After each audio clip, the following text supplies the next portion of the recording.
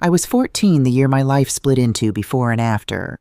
Before, when my mom was alive and the house smelled like cinnamon coffee every morning. After, when the only sound left was my father's voice dictating market orders into his phone while I stood at her funeral, clutching a folded tissue like a useless prop. Mom, Gail Reed, was killed in a car accident driving home from a client lunch. A semi-truck jackknifed across the interstate. They said she died instantly. I remember the funeral more clearly than I remember her voice. Men in suits shook my father's hand and whispered condolences that sounded like stock tips. I stood in my black dress, numb, while he scheduled a board call on the steps outside the chapel. That's when I understood what came first in our family. Not love, not grief, but business. A few weeks later, he turned the living room into an office. My mom's favorite couch disappeared under binders and financial reports. There was no trace of her left, not even her perfume. That's also when Tatum Harrison began showing up. Tatum was my cousin, Aunt Lynn's daughter, just a year older than me, and she had this way of lighting up a room. She'd pour coffee for Dad's analysts, laugh at their jokes, and call him Uncle O like they were business partners. He loved it.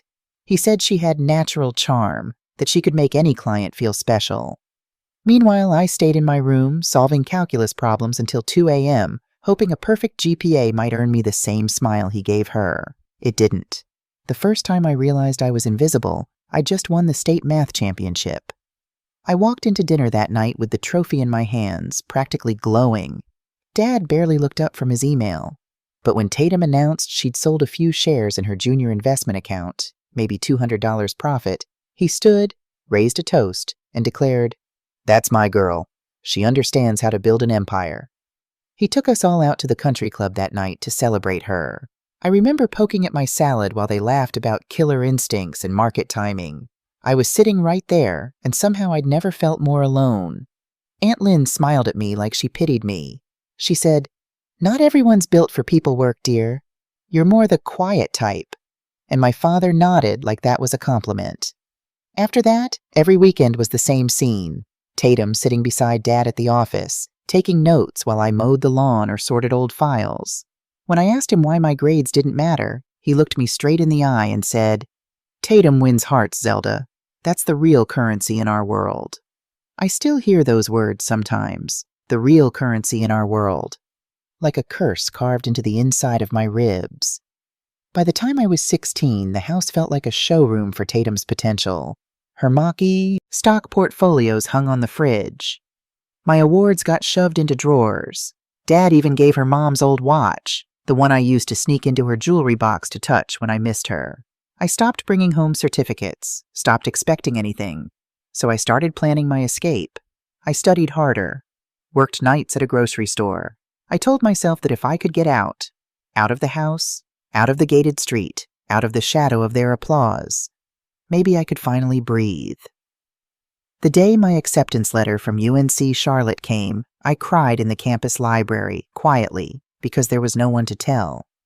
When I got home and showed Dad, he said, "Good, you'll make a fine assistant one day," and went back to his laptop. That night I wrote in my journal, "If they won't see me as family, they'll see me as competition." I left for college with 2 suitcases, a partial scholarship, and a fire in my chest I didn't have words for yet. Tatum waved from the driveway, pretending to wish me luck, already planning her semester abroad. Fully funded by Dad, of course. Aunt Lynn called her our little star. No one even asked what I needed. I remember sitting on the bus watching the skyline fade behind me, whispering, "You'll regret this someday, Dad." Not out of hate, out of certainty. Because deep down, I knew one truth no one else seemed to grasp. Charm can open doors, but skill builds foundations. And when the ground starts shaking, the golden child with the best smile isn't the one who keeps the empire standing. When I got to UNC Charlotte, the world finally felt quiet enough for my thoughts to matter. No Aunt Lynn, no cousin with a halo, no father measuring worth in dinner toasts. Just me, a half-paid tuition bill, and a schedule that should have been illegal. I woke up at 5:30 a.m. every morning to open the campus coffee shop. By 7, my apron smelled like burnt espresso and steamed milk. By 8, I was in my first finance lecture, half awake but scribbling every formula like my life depended on it. Because it kind of did. After classes, I'd head across town to tutor high school kids in algebra. And when the city went quiet, I'd clock into the warehouse, scanning barcodes and lifting boxes until midnight. Sleep was something other people did. Every dollar went to textbooks, rent, or noodles. When I told Dad about my jobs, he laughed softly and said, "Zelda, if you learned to network like Tatum, you wouldn't need to work yourself to death." Then he hung up. Meanwhile, his golden girl was posting photos from pubs in London. She was studying abroad, living in a flat Dad paid for. She lasted 10 weeks before calling the program too rigid. I lasted because I had no other choice. My body ached constantly. I'd fall asleep in the library with my face pressed into finance spreadsheets, dreaming in balance sheets. One night, I woke up to a voice whispering, "You're drooling on the discounted cash flow." It was Blair Sullivan, the girl who sat next to me in intermediate accounting. She was all messy bun, tired eyes, and a confidence that felt like sunlight. She handed me a napkin, grinning. "You're kind of terrifying, you know that? But in a productive way." That's how it started. Our friendship built on caffeine and survival. We formed a 2-person CFA study group, spreading flashcards across the library basement every weekend. She'd cover coffee when my shift ran late. I'd edit her resumes before recruiting fares. We didn't talk about families much, but one night she asked why I never went home for holidays. I said, "Because home doesn't know what to do with me." She nodded like she understood exactly what that meant. Sophomore year, I got a full merit scholarship that covered the rest of my tuition. I called Dad to tell him, proud and shaky. He cut me off halfway through. "That's great, honey, but listen, Tatum just closed her first car fleet deal. You should see the bonus." Then he promised to call back. He never did. I hung up, stared at my phone, and laughed out loud in the empty dorm room. It wasn't sadness anymore. It was freedom disguised as silence. Blair and I celebrated my scholarship with cheap takeout and warm Coke from the vending machine. We toasted with plastic cups. She said, "You're going to run circles around every rich kid who thinks hustle is a hobby." I believed her. Junior year, I finally moved off campus with 2 other finance majors. 3 people, 1 tiny apartment, rent split evenly. For the first time, I bought furniture with my own money, a crooked desk and a secondhand chair. It felt like owning the world. Dad emailed once that summer, forwarding internship listings at the family firm. It felt less like an invitation and more like an obligation. By then, I'd already secured a paid internship at a regional bank analyzing credit risk. No family connections, no last names on the door, just results. During that summer, I learned how to make numbers tell stories, why one ratio could decide a company's fate, how to hear panic in a client's voice even when they spoke calmly. My supervisor said, "You've got instincts that can't be taught." I smiled, thinking actually they were forced into me. When senior year rolled around, Blair and I stood on the campus bridge after finals, watching the lights reflect on the water. She said, "You realize we made it, right? No family money, no shortcuts." I said, "We didn't make it. We started it." We threw our coffee cups into the trash like some ritual, laughing until it hurt. Graduation came, caps in the air. Dad texted, "Proud of you. By the way, Tatum just hit her sales quota early. Drinks tonight?" I didn't respond. I packed my apartment, left the keys on the counter, and walked out into a humid Carolina evening that smelled like rain and new beginnings. I didn't know where I'd end up, only that I'd never crawl back for validation again. Sometimes at night, I'd scroll through Tatum's posts, her luxury car, her office selfies, her captions about grind culture, and I'd feel nothing but calm determination. She was playing dress-up in the world my mother once built. I was learning how to rebuild it from scratch. That summer, Blair said something that stayed with me. "Some people are born into the room. Others have to break the door down. Guess which one leaves the bigger mark?" So I kept building, quietly, steadily, brick by brick. No applause, no shortcuts. Because I knew one day I'd walk into that firm not as a favor, but as a force. And when that day came, I promised myself I wouldn't just open the door. I'd own the room. The first time I walked into Harper & Gray Investments, I wasn't a daughter. I was a candidate. I'd mailed my resume under the name Z. Harper. No photo, no references, no family hints. If they hired me, it'd be because I earned it, not because of bloodlines. The HR manager shook my hand, her eyes scanning my file. "Impressive record. Risk management intern at First Federal, top of your class. Then she frowned. Harper, any relation to? I cut in, smiling politely. Common name. She nodded, satisfied. And that was it. I got the job. A junior analyst role on the credit risk floor. $68,000 a year. My first real paycheck. When the offer email came in, I stared at it for 10 full minutes, barely breathing. Then I whispered, Mom, I did it. To no one. The first weeks were quiet. Numbers, spreadsheets, fluorescent lights, the hum of ambition. No one knew my last name carried weight on the top floor. I ate lunch alone in the break room, blending into the crowd of finance grads in wrinkled blazers. And for a while, anonymity felt like peace. Until one afternoon, when the elevator opened and my father stepped out. He was flanked by 2 partners, laughing in that low, measured way he always did. The sound of someone who owned the room. He didn't see me at first, but when he did, his face froze. Zelda? His voice was half surprise, half warning. The floor went silent. I go by Z, I said evenly. His jaw tightened. In my company? I smiled. You mean our company? The partners exchanged awkward glances before excusing themselves. Dad motioned toward his office. 5 minutes? The door clicked shut behind us. He didn't sit. He stood by the window, looking down at the city like he was deciding what it was worth. You could have told me, he said. You wouldn't have let me earn it. He turned. You think this proves something? You're still an intern compared to the people upstairs. Then let me prove it.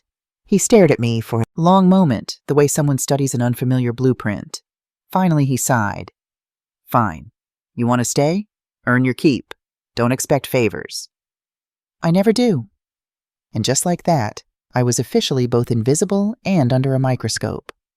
Over the next few months, I worked harder than anyone on that floor. I stayed past midnight auditing loan files no one else touched. I spotted inconsistencies in the debt valuation models. Small things, decimal errors that could have cost hundreds of thousands. When I flagged them, my supervisor looked at me differently. Sharp eye, Harper, he said. You might just save us a headache.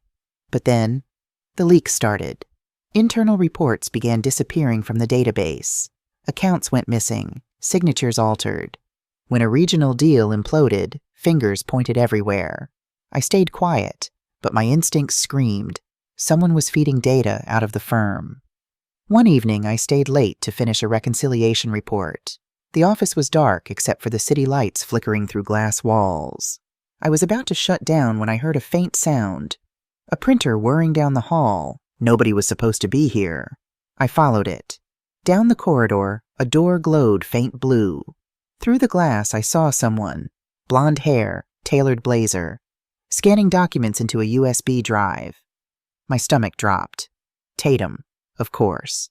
The prodigal cousin, now director of strategic growth.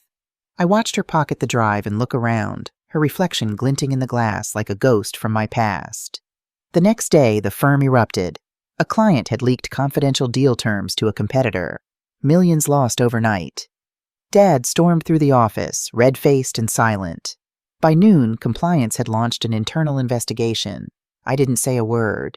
Not yet. That night I called Blair. She was working in D.C. by then, but she still answered on the first ring. Z, you sound like you're holding a grenade. I think I just found who's been stealing from us, I whispered. And it's family. There was a long pause. Then Blair said, If you're right, don't just accuse. Collect receipts. So I did. Over the next 2 weeks, I traced every internal transfer Tatum authorized. Each one lined up with client data leaks that tanked deals. Every breadcrumb led back to her desk. But when I brought it to my father, he didn't want to see it. Tatum's been with this firm longer than you, he said. She's family. Don't poison it with paranoia. Then explain this, I said, sliding the printouts across his desk.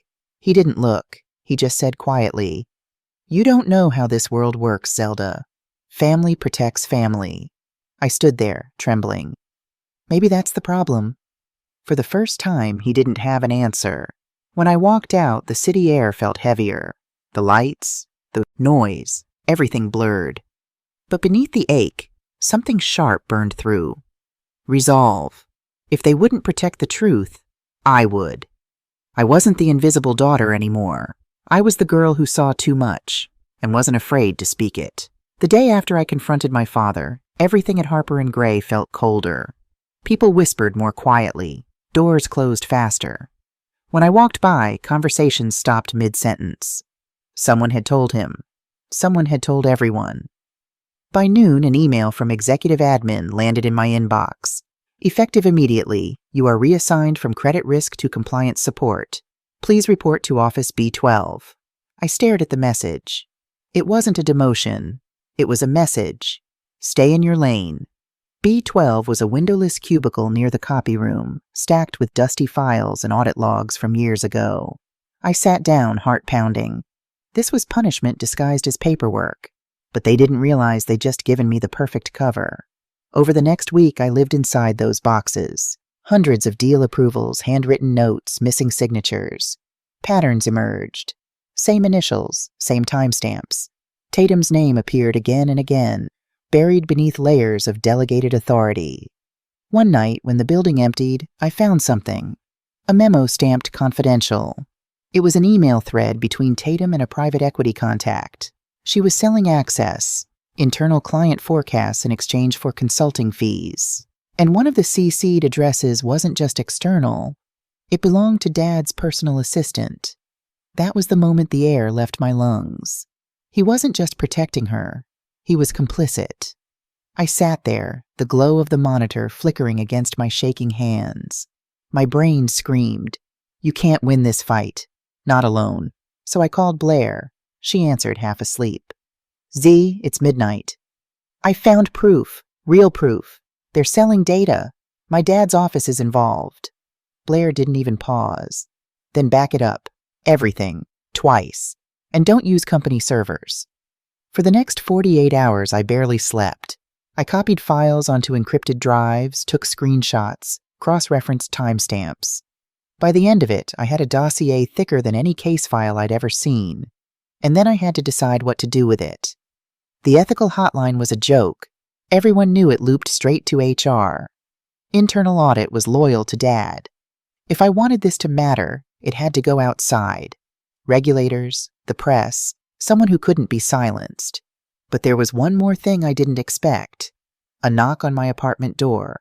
When I opened it, my father was standing there. He looked smaller than usual, like the air around him had thinned. "Can I come in?" he asked. He didn't wait for an answer. He sat down on the couch, rubbing his temples. "I know what you think you found," he said softly, "but it's not what it looks like."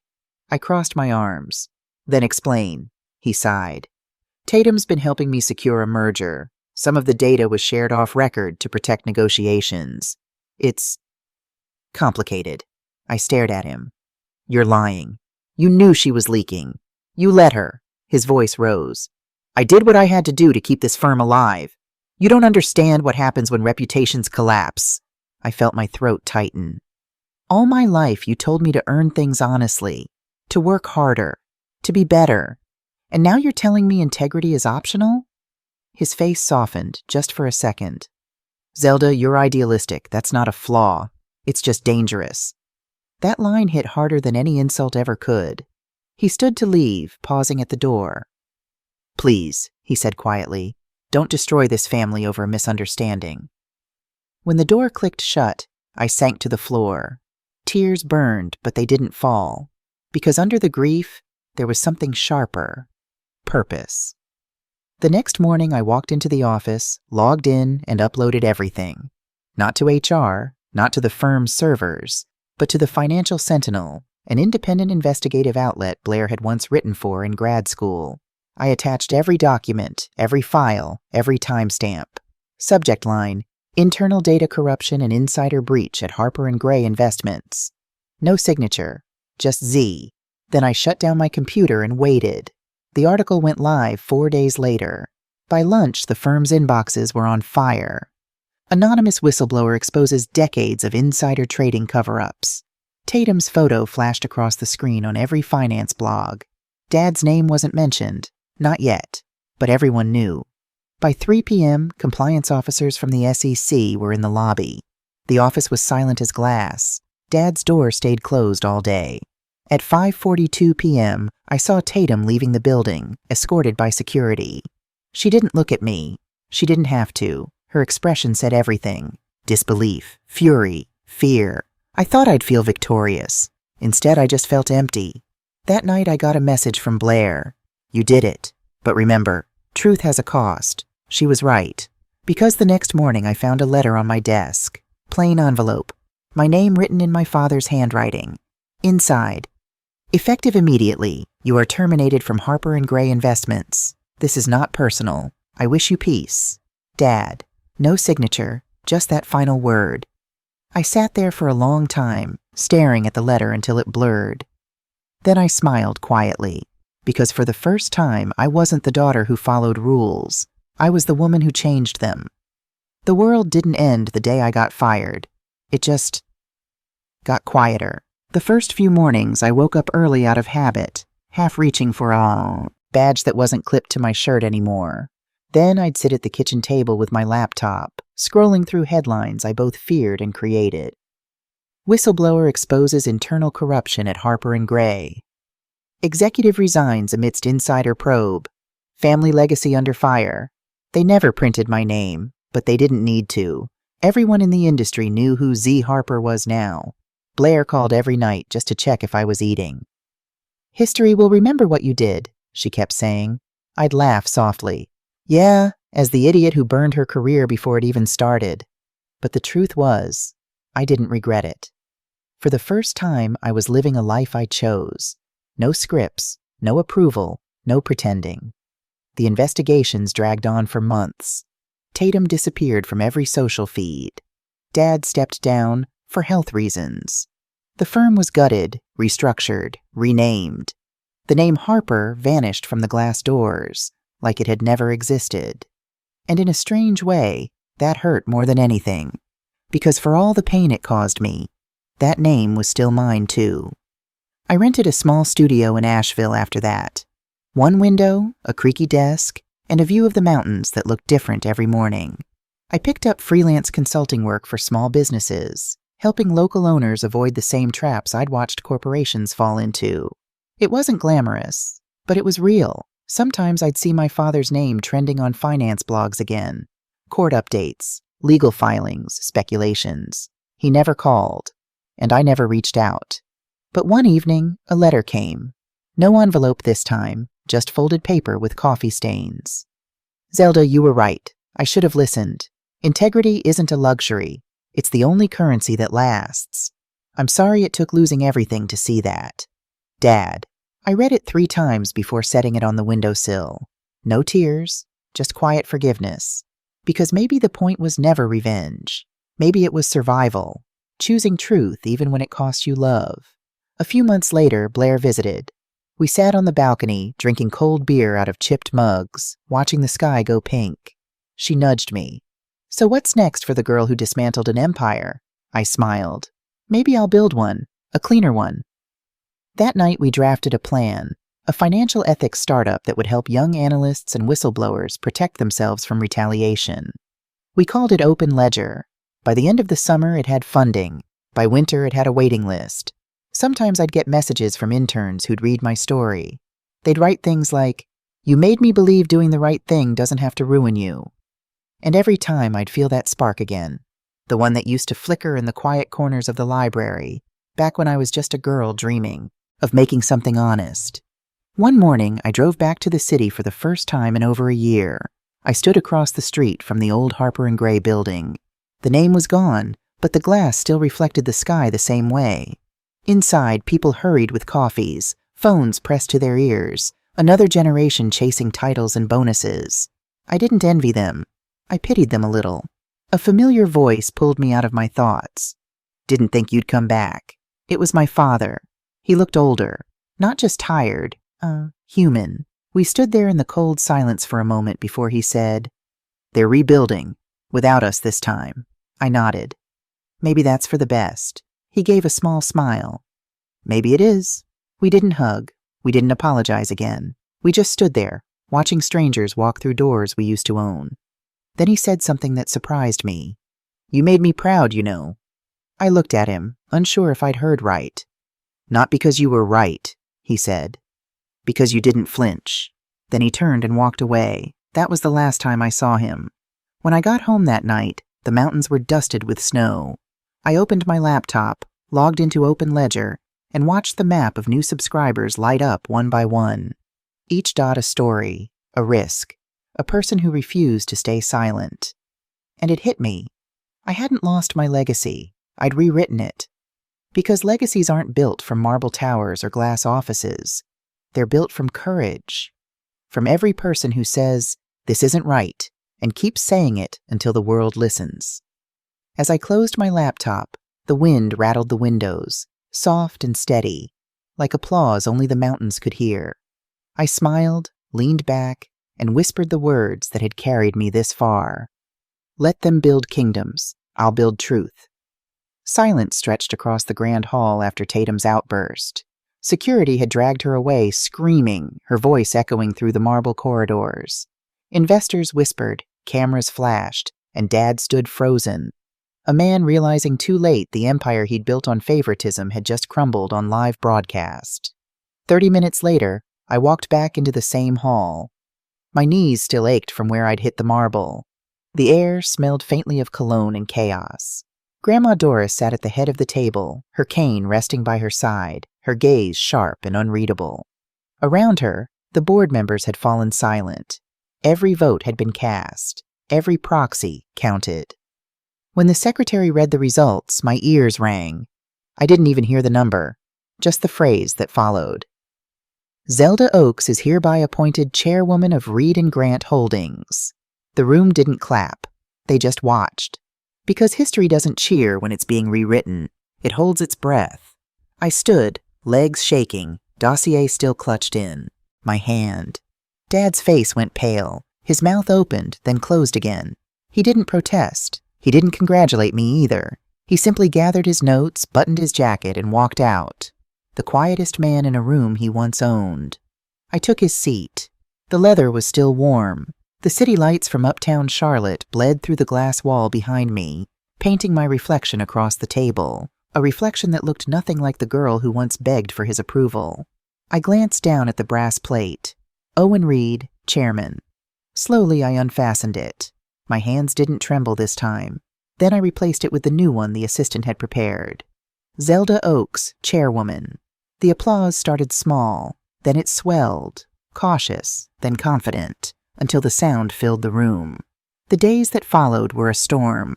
News outlets replayed the footage of Tatum's breakdown on loop, analysts dissecting the Charlotte succession scandal. Social media turned her into a cautionary tale.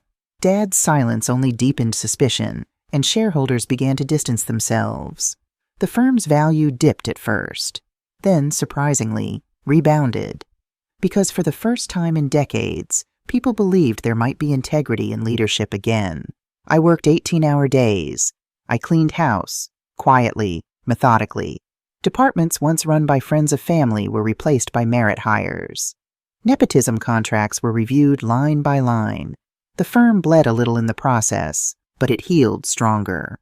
Grandma Doris called me into her office one evening, the last rays of sunset catching the silver in her hair.